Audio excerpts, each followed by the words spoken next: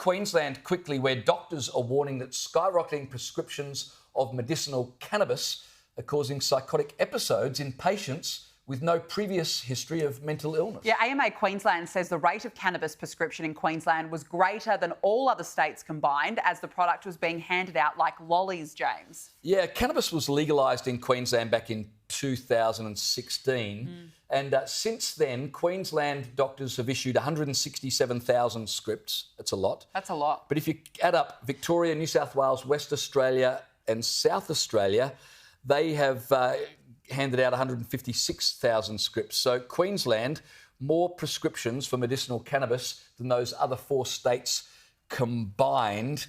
That should be looked into. And so the Health Minister, Tim Nicholls, is rightly asking questions as to whether these are being prescribed correctly or not. The AMA say no, they are not. And the Queensland President, Nick Yim, says, as was stated there, they're being handed out like lollies. But most concerningly, those handing out these prescriptions, 90% of them have concerns about how many prescriptions they're giving out. 60% of doctors involved in this said they were aware of patients who were experiencing, quote unquote, adverse effects, which I take to mean psychotic episodes. Yeah. When 60% of doctors are aware of people having psychotic episodes as a result of medicinal cannabis, that's a big problem. That is a big problem, but this was always going to be a problem, wasn't it, James, when you start going down the medicinal cannabis route? Now, I have to be honest, I'm not 100% opposed to medicinal cannabis. I think for people with chronic pain, I can understand how perhaps they might turn to medicinal cannabis. So I'm not opposed in that sense.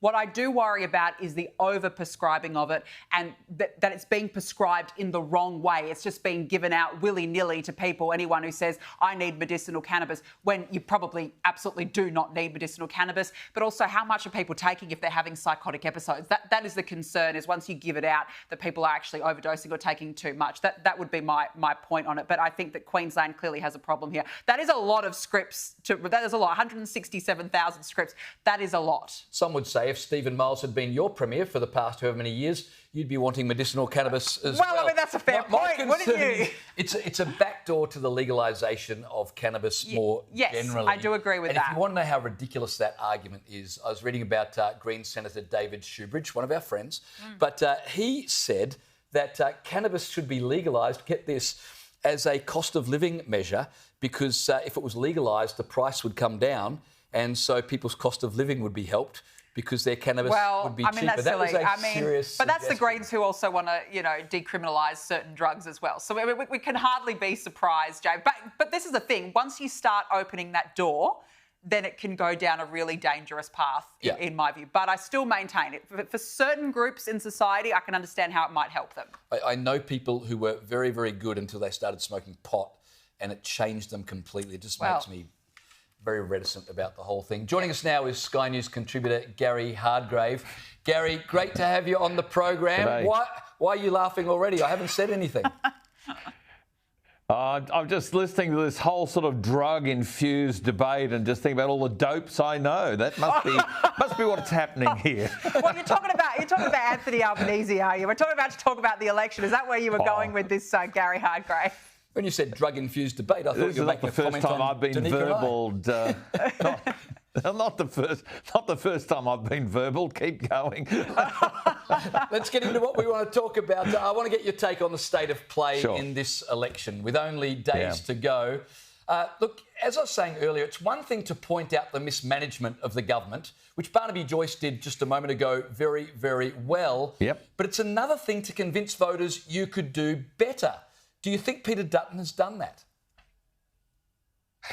Look, I think the problem, in a nutshell, is that, and what Danica said earlier is correct, there is an absolute putrid dislike of this Prime Minister. He got there with 31% of the first choice vote at the last election. We ended up with this guy as Prime Minister. He then dropped the voice on us, $450 million later. That fell into a big pile of custard. And so there's a real dislike of the bloke. He's actually lied to get into office, and he's lying to stay into office. And there's $275 off your power bill. Well, I thought it was, I get a power bill each quarter, so I thought I was going to get $275 by 4. I think that we're actually underselling what he lied on. We haven't received $1,200 off our power bill. It's gone up $1,200. So, look, in a nutshell, Albo was the issue until the election started, and then they very nicely turned it around to Peter Dutton. And Peter Dutton was never the issue until the election started. Now, I think the longer-term game is not just about elections.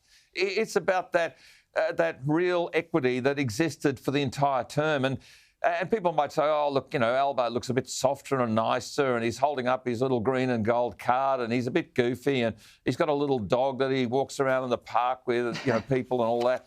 And Peter Dutton, he looks a bit stern and a bit tough. But, you know, the world is actually a tough place at the moment. The last thing we need is, well, frankly, dopey and friendly. We actually need stern and tough. So I think the time should have suited Peter Dutton. But Labor's turned the narrative against him. And I think that's where the big problem right now is. If we can get Dutton being Dutton, then I think we will start to see things look better by Saturday of next weekend. Certainly they can't look worse than they currently do. Well, it's interesting, Gary, because Peter Dutton said today that he believes it will play out seat by seat. He still has that confidence. You know how this all works. Yep. Is he right? Is it indeed going to be fought seat by seat? It always is. And, you know, Danica, you know, people in the media, great respect to you both, but people look at it and say, oh, you know, it's 54.5, therefore it's this, and then they just clobber a whole lot of seats out because of that. That's not how it works. Each electorate is different. Each circumstance is different. Some of the tough-ask seats where Labor has taken them for granted for a generation, they could well have massive swings in them. Some of the so-called normally Liberal seats might only have a small swing.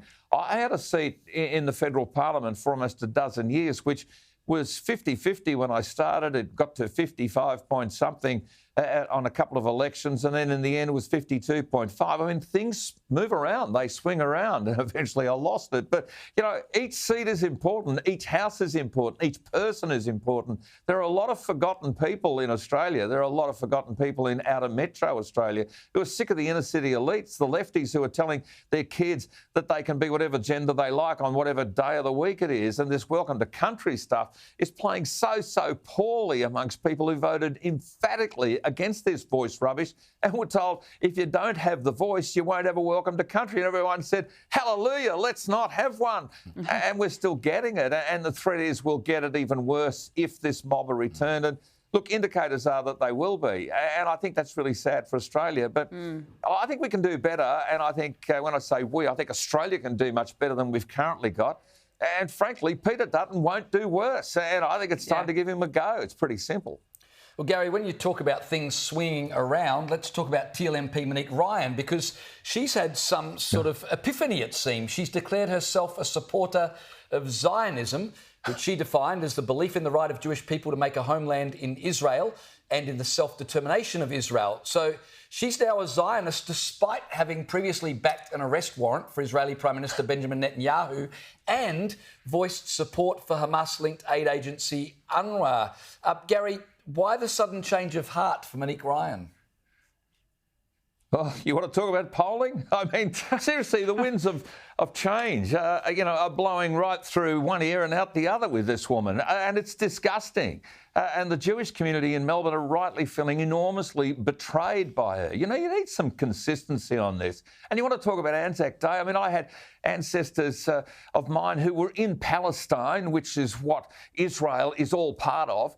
They were in Palestine in the First and Second World War. Australian blood was shed in that area. You know, it's not hard to work out the right of the Jewish state to continue to exist. It's the only democracy in the region. You know, whoever this woman is, Ryan, she needs to be better than this. Not just simply when the times get tough, she decides to change her view. And this is the problem, this complete lack of principle, this complete lack of values that seem to run through the political class these days. Say what they want to get a vote, The tough stuff needs to have a firm hand on it. And that's where I think Dutton has an advantage over Albanese, who has shown by his own bad leadership, said, oh, it's OK to protest on the steps of the Opera House.